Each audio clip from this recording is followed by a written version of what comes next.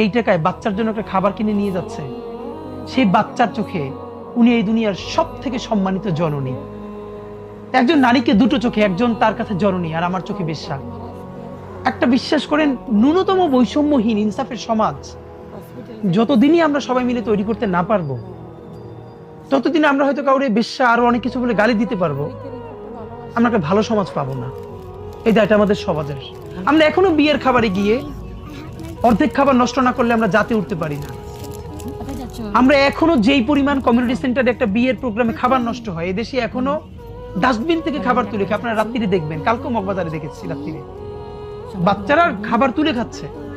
এই বাচ্চাটা আপনি হইতে পারতাম, আমি হইতে পারতাম, আল্লাহ আমাদেরকে এখানে পাঠান নাই।